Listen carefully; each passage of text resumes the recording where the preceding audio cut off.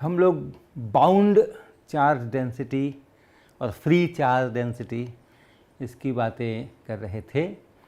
जो कंडक्टर में जो फ्री इलेक्ट्रॉन्स होते हैं उनसे जो चार्ज बनता है, चार्ज का ट्रांसपोर्ट होता है, उनको हम लोग फ्री इलेक्ट्रॉन्स कहते हैं, क्योंकि वो किसी एटम्स या मॉलिक्यूल के साथ बंधे नहीं होते हैं। लेकिन डाइलेक्ट्रिक्स में हर इलेक्ट्रॉन जो है वो किसी न किसी के साथ बंधा होता है, एक्सेप्ट फॉर थर्मल फ्लक्चुएशंस, क्योंकि सभी की एनर्जी बराबर नहीं होती है। तो थर्मल फ्लक्चुएशंस के कारण कहीं कहीं से वो टूटते भी होंगे और फ्री होते भी होंगे, इसीलिए कुछ ना कुछ कंडक्टिविटी भी होती है। कैसा भी डाइलेक्ट्रिक हो, कुछ ना कुछ कंडक्टिविटी ज़रूर होती है। तो हम बहुत अच्छा इंसुलेटर है, बहुत ख़राब इंसुलेटर है, ये सब बातें करते हैं, तो वो कुछ फ्री इलेक्ट्रॉन्स तो मिलेंगे, लेकिन by and large by default electrons जो हैं वो बंधे हुए हैं, तो वो बाउंड हैं। और उनके कारण से कोई चार्ज आ रहा है मटेरियल के ऊपर, बाउंड इलेक्ट्रॉन्स के कारण से, तो उसको हम लोग बाउंड चार्ज डेंसिटी कहते हैं। और हम लोगों ने दो एक्सप्रेशंस निकाले थे, एक बाउंड सरफेस चार्ज डेंसिटी के लिए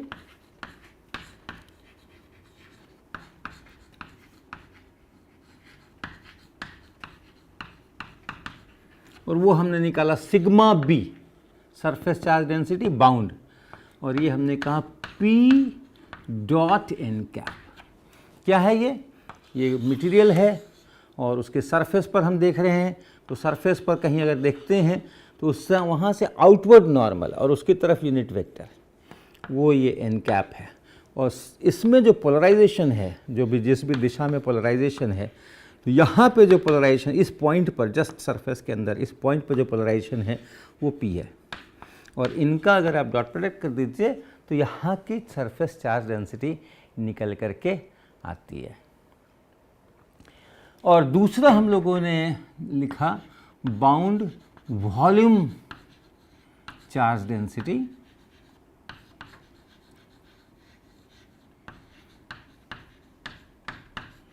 और उसको रो बी लिखते हैं, वॉल्यूम चार्ज डेंसिटी बाउंड, और ये हमने लिखा माइनस डाइवर्जेंस ऑफ पी।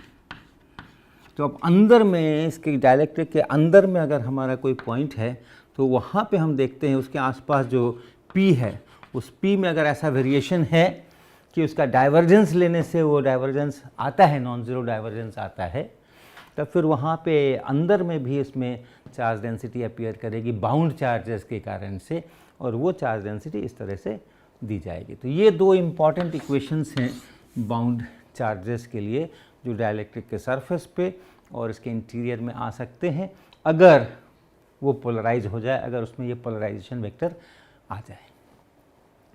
तो पहले हम लोग एक सवाल हल करते हैं, और उसमें हम लोग एक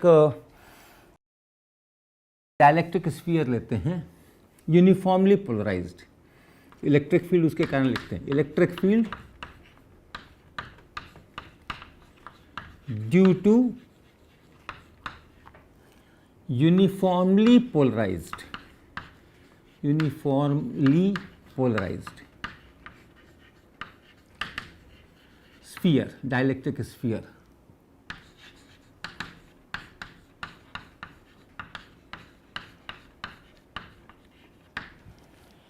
तो यानी जो हमारा एक डाइलेक्ट्रिक का स्फीयर है और उस स्फीयर में पोलराइजेशन है, और वो पोलराइजेशन सभी जगह एक जैसा है, तो उसको हम लोग यूनिफॉर्मली पोलराइज्ड स्फीयर कहेंगे। अगर हमारा ये स्फीयर है, कुछ रेडियस है उसका, मान लो कैपिटल आर रेडियस है, और इसमें सब जगह एक ही जितना पोलराइजेशन है, एक ही दिशा में है, और वो पोलराइजेशन P है या P नॉट है, तो मान लीजिए उसको हम कहेंगे P equal to P at all points inside this material is equal to P naught, और किस दिशा में, किसी एक दिशा में, के कैप। तो उसके कारण से, सिर्फ उस पोलराइज्ड स्फीयर के कारण से, वो कैसे पोलराइज हो गया, उसकी किस फील्ड ने उसको पोलराइज किया, वो उस फील्ड की चर्चा नहीं कर रहे हैं। जो इस पोलराइज्ड स्फीयर के कारण से फील्ड है, ये पोलराइजेशन हुआ कैसे, वो भी कोई इलेक्ट्रिक फील्ड शायद रहा हो जो कि जिसने इसको पोलराइज किया है उसकी चर्चा नहीं कर रहे, लेकिन इसके पोलराइज्ड हो जाने के कारण से इसने जो इलेक्ट्रिक फील्ड पैदा किया है उसकी हम लोग यहाँ पे चर्चा कर रहे हैं। तो ऐसी हालत में क्या देखेंगे हम, वॉल्यूम चार्ज डेंसिटी तो होगी नहीं, बाउंड वॉल्यूम चार्ज डेंसिटी तो होगी नहीं, क्योंकि जब यूनिफॉर्म है तो डाइवर्जेंस उसका जब लेंगे और आप डिफरेंशिएट करेंगे एक्स कंपोनेंट वाई कंपोनेंट वगैरह वगैरह तो वो ज़ीरो आना है। तो अंदर तो कुछ है नहीं, जो भी चार्ज है वो उसके सरफेस पर है। और सरफेस पे कितना चार्ज है, सरफेस पर जो चार्ज है सिग्मा बी वो है P dot n cap, P का मतलब हो गया P नॉट K कैप और डॉट एन कैप, और ये P हो जाएगा यहाँ पे, तो ये एन कैप हो गया,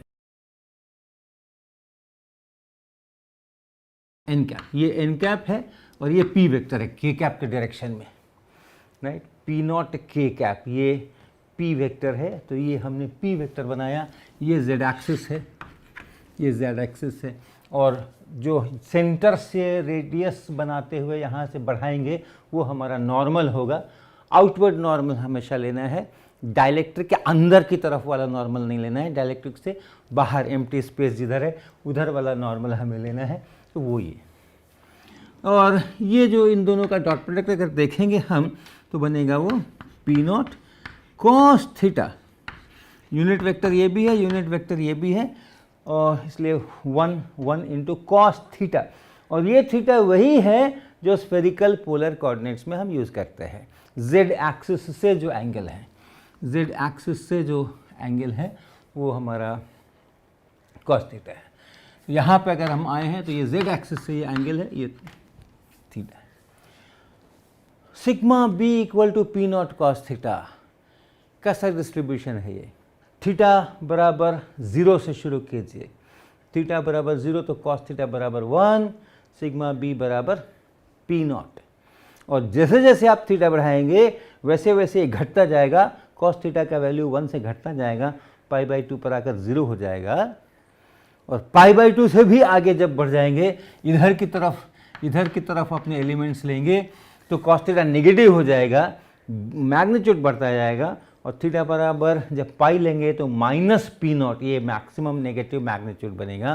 तो यानी यहाँ पे बहुत सारा पॉजिटिव चार्ज, सबसे ज़्यादा पॉजिटिव चार्ज डेंसिटी यहाँ, इधर आए तो थोड़ा घटी, यहाँ आए तो और घटी, और फिर यहाँ आए तो 0 हो गई, फिर नेगेटिव हो गई, फिर नेगेटिव में उसके मैग्नीट्यूड बढ़े, और फिर यहाँ आते आते काफ़ी सारा मैग्नीट्यूड बना।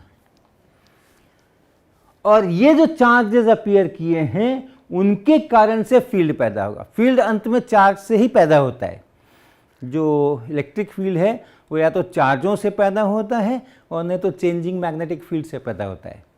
तो अभी हम लोग इलेक्ट्रोस्टैटिक्स कर रहे हैं तो कुछ चेंजिंग मैग्नेटिक फील्ड वगैरह की कोई चर्चा नहीं है, तो अभी चार्जेस ही करेंगे, वो मेटल पर हों, डाइलेक्ट्रिक पर हों, जैसे भी हों। अब हमें चार्ज डिस्ट्रीब्यूशन का पता चल गया और इस चार्ज डिस्ट्रीब्यूशन के कारण से क्या फील्ड होता है वो हमें लिखना है। और पता है आपको, ये तो आप हल कर चुके हैं पहले, sigma equal to sigma not cos theta. इस चार्ज डिस्ट्रीब्यूशन के कारण अंदर का फील्ड तो निकाल ही चुके हैं, बाहर का भी निकाल चुके हैं शायद हम लोग। तो कैसा फील्ड होता है, जो अंदर का फील्ड है हमने निकाला था sigma not by 3 epsilon not ऐसा, और नेगेटिव z डायरेक्शन में तो माइनस यहाँ k कैप यहाँ, वही इलेक्ट्रिक फील्ड है, वही डिस्ट्रीब्यूशन है। तो इसलिए जो अंदर में, इसके अंदर जो इलेक्ट्रिक फील्ड है E इनसाइड वो है P not by 3 epsilon not with है माइनस साइन k कैप। यानी फिर से इसको मैं ड्रॉ कर दूं केवल फील्ड दिखाने के लिए अलग से। ये अगर हमारा स्फीयर है तो जो फील्ड है वो ऐसे ऐसे है, इस डायरेक्शन में ऐसा।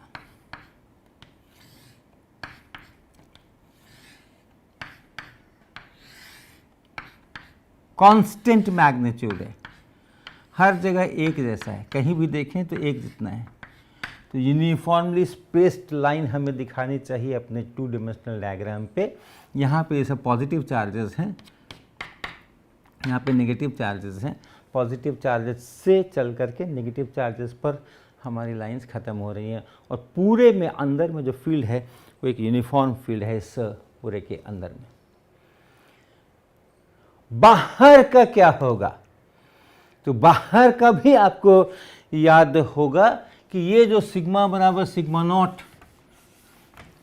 कॉस थीटा है, ये हमने ये भी एक दफ़ा किया था, एक प्रश्न किया था, हल किया था। ये कैसे लाया जा सकता है, उसका एक तरीका ये है कि आप एक रो प्लस रो नॉट इतनी डेंसिटी का यूनिफॉर्म चार्ज डिस्ट्रीब्यूशन बनाइए, वॉल्यूम चार्ज डिस्ट्रीब्यूशन, सारे पॉजिटिव, सब जगह पॉजिटिव, अंदर तक volume charge density positive sphere हो गया ये। और ऐसा ही नेगेटिव स्फीयर बनाइए जिसमें कि माइनस रो नॉट लीजिए और उस स्फीयर को इस स्फीयर के साथ कंप्लीट ओवरलैप करा दीजिए। हर जगह जीरो, कहीं कोई चार्ज नहीं। और फिर उसको हल्के से शिफ्ट कर दीजिए नीचे, इस वाले नेगेटिव स्फीयर को हल्के से नीचे शिफ्ट कर दीजिए, डी सेपरेशन, छोटा सा सेपरेशन डी। तो जो अब नीचे शिफ्ट हो गया तो अब ये पूरा इस तरीके का बन जाएगा।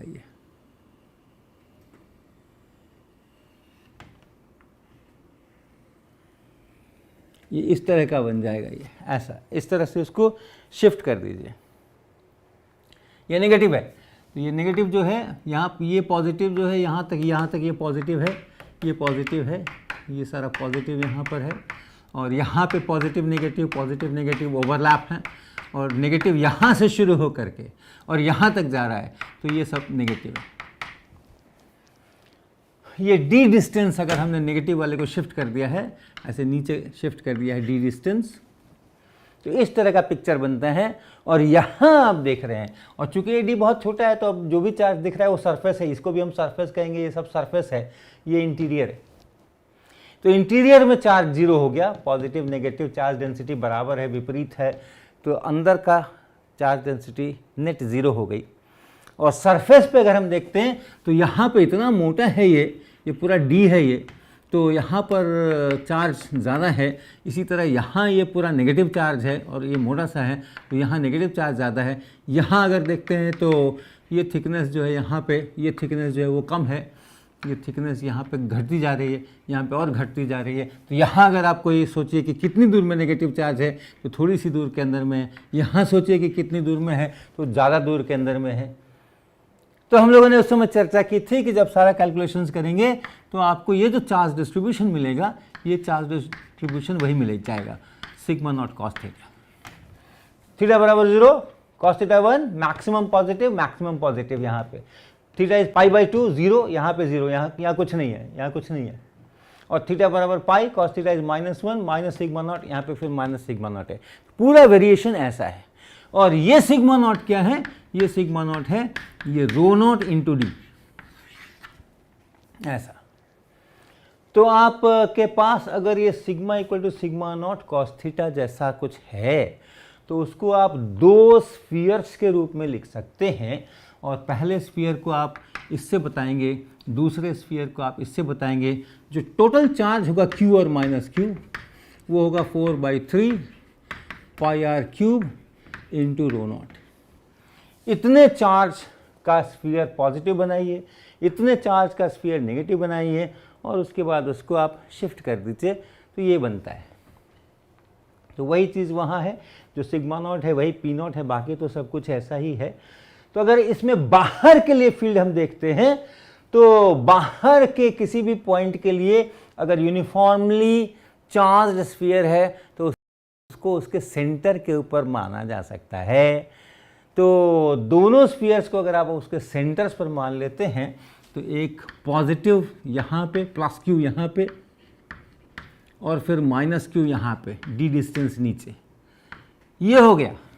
ये पूरा का पूरा जो Q है, कैपिटल Q, सारा का सारा जो पॉजिटिव चार्ज है ये इतना, ये सारा का सारा पॉजिटिव चार्ज आप एक पॉइंट पर मान सकते हैं। For getting field outside this sphere. और इसी तरह से ये जो सारा का सारा नेगेटिव चार्ज है इसको आप एक अलग पॉइंट के ऊपर मान सकते हैं -q। तो ये हमारा अगर r डिस्टेंस का स्फीयर ऐसा था और इसके बाहर के किसी पॉइंट के लिए यहां मैं पूछ रहा हूं कि what is the electric field, तो एक डाइपोल बन गया। और चूंकि d बहुत छोटा है और कैपिटल R बहुत बड़ा है तो बाहर का कोई भी पॉइंट होगा तो डाइपोल में जो हम कहते हैं दूर के पॉइंट्स के लिए, वो दूर के पॉइंट्स वाले फार्मूले हम लोग इस्तेमाल कर सकते हैं। और ये डाइपोल मोमेंट कितना है इसका P, वो है ये Q इंटू डी, ये पूरा का पूरा Q इंटू डी, यानी 4/3 pi capital R cube into rho not और इंटू डी। और रो नॉट इंटू डी ये जो है ये सिग्मा नॉट है, तो 4/3 पाई R क्यूब सिग्मा नॉट। हमारे इस केस के अंदर में हम कैपिटल P नॉट लिख देंगे उसको, ये इतना इसका डाइपोल मोमेंट हो गया 4/3 पाई R क्यूब और रो नॉट डी की जगह सिग्मा नॉट। तो इतना डाइपोल मोमेंट का एक डाइपोल यहाँ पड़ा है। तो इस पर वापस आ जाते हैं हमारे ये बाहर के पॉइंट्स के लिए।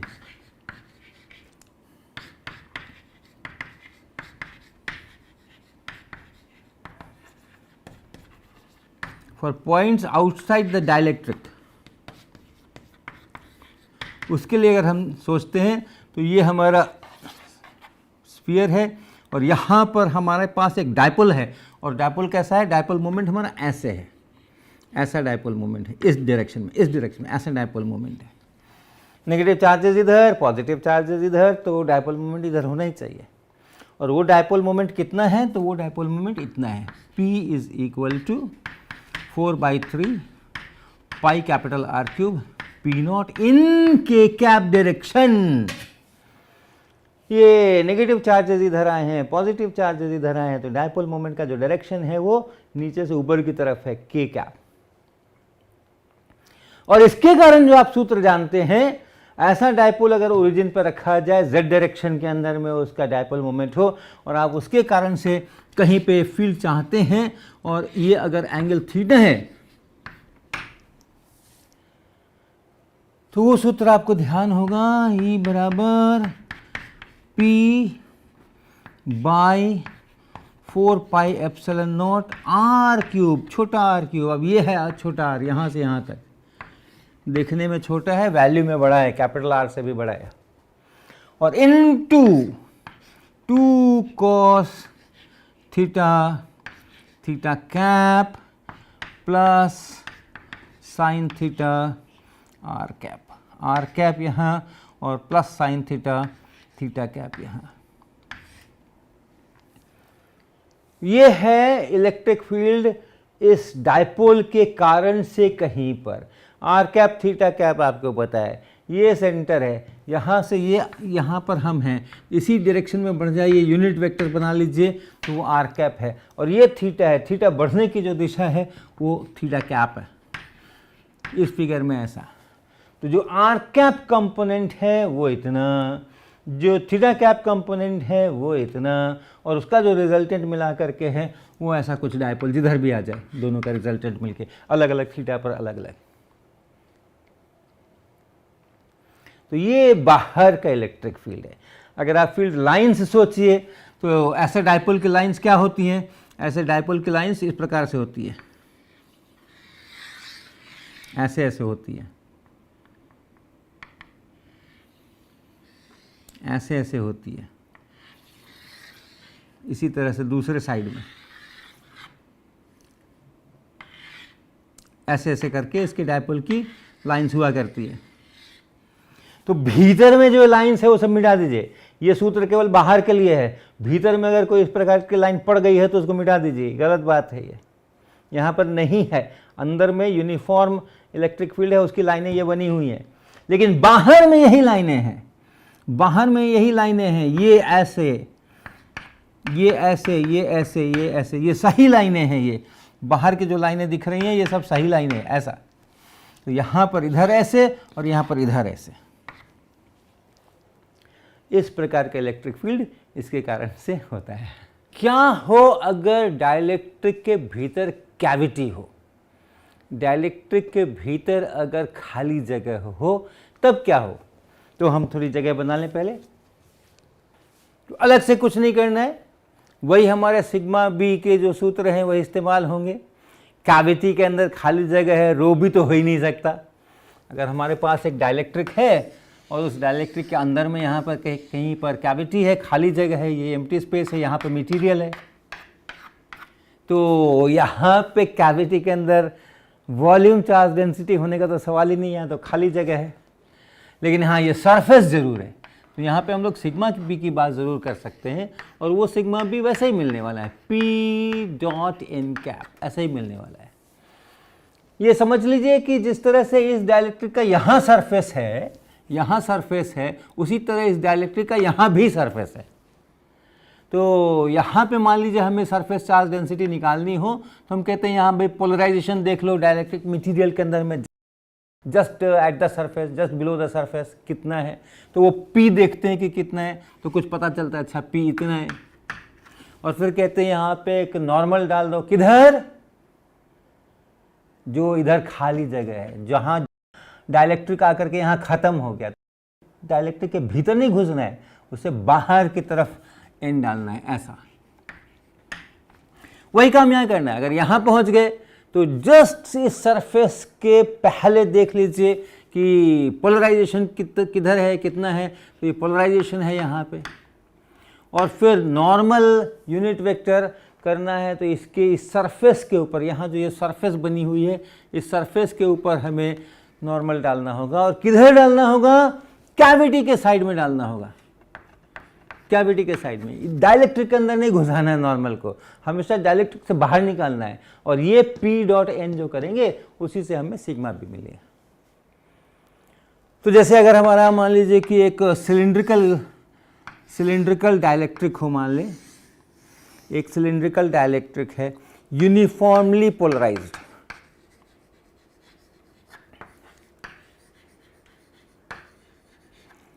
P is equal to P not K cap, ऐसा सभी जगह।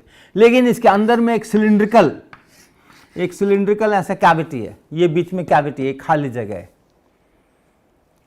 तो अब अगर ऐसा डाइलेक्ट्रिक है जो कि जहाँ मटेरियल है वहाँ ये पोलराइजेशन है, और जहाँ मटेरियल ही नहीं है वहाँ तो पोलराइजेशन का सवाल नहीं है, तो वैसी हालत में कहाँ कहाँ इसमें बाउंड चार्ज दिखेंगे। तो अब इसमें देखिए क्या क्या सरफेसेस हैं। ये सरफेस है टॉप सरफेस, इसके पहले इधर डाइलेक्ट्रिक है, इधर नहीं है। फिर ये जो कर्व सरफेस है, ये कर्व सरफेस है, इसके इधर डाइलेक्ट्रिक है और इधर डाइलेक्ट्रिक नहीं है। फिर ये बॉटम सरफेस है, ये तीन सरफेसेस तो ये दिख रही हैं।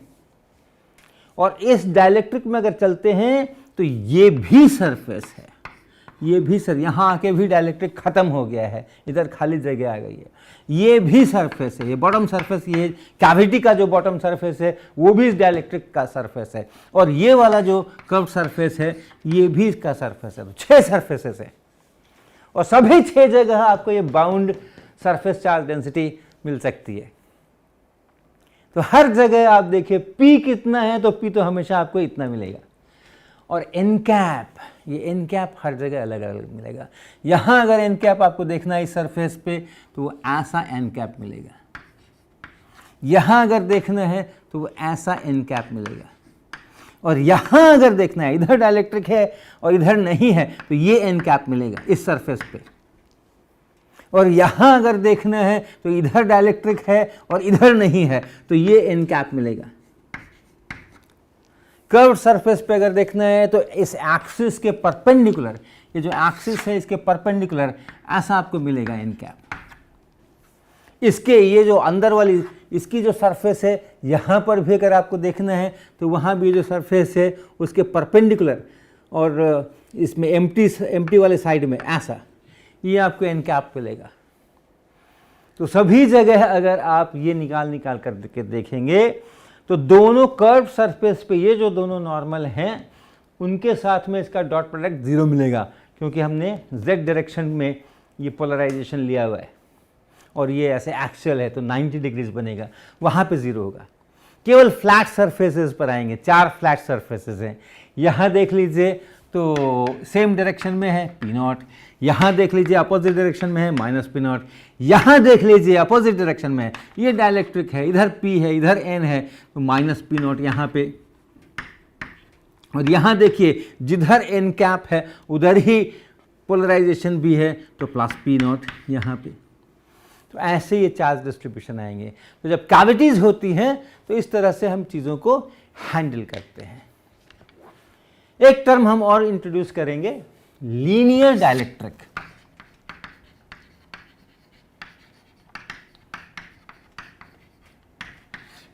अभी तक हमने ये किया कि आप इलेक्ट्रिक फील्ड लगाओगे तो पोलराइजेशन हो जाएगा डाइलेक्ट्रिक में। तो ऐसे अगर मटेरियल हैं जिसमें जो पोलराइजेशन है वो इलेक्ट्रिक फील्ड की ही दिशा में है और उसके प्रोपोर्शनल है, इलेक्ट्रिक फील्ड के मैग्नीट्यूड के प्रोपोर्शनल है पोलराइजेशन, जितना ज़्यादा इलेक्ट्रिक फील्ड होगा उतना ही ज़्यादा ये पोलराइजेशन है, और वो प्रोपोर्शनलिटी कांस्टेंट हम लोग ऐसे लिखते हैं एप्सिलॉन नॉट और काई ई, और जो काई ई है उसको कहते हैं इलेक्ट्रिक ससेप्टिबिलिटी, ये नाम है इसका। और ऐसे जो मटेरियल होते हैं, सभी में ऐसा नहीं होता है, लेकिन कुछ मटेरियल होंगे जिसमें ऐसा होता है, जिसमें कि polarisation is proportional to the electric field in the same direction. ऐसे मटेरियल्स के लिए हम ये इलेक्ट्रिक ससेप्टिबिलिटी इतनी आसानी से डिफाइन कर लेते हैं। अगर ऐसा नहीं है तो फिर इसको और अलग ढंग से डिफाइन करना होता है टेंसर वगैरह के फॉर्म में, और इस प्रकार के मटेरियल लीनियर डाइलेक्ट्रिक कहे जाते हैं। तो हम लोग साधारणतः जो काम करेंगे इस कोर्स के अंदर में, अमूमन हम लोग मान के चलेंगे कि हम लोग लीनियर डाइलेक्ट्रिक में ही काम कर रहे हैं, लेकिन नहीं भी होता है। जैसे बेरियम टाइटनेट है, बेरियम टाइटनेट जो है रूम टेम्परेचर के ऊपर या थोड़ा सा हाई जाए वहाँ तक भी ऐसा डाइलेक्ट्रिक है कि इसमें डोमेन्स होते हैं, ऐसे डोमेन्स होते हैं इसके अंदर में। और जैसे आप फेरो मैग्नेटिक जानते हैं, उसी तरह से ये फेरो इलेक्ट्रिक मटेरियल है।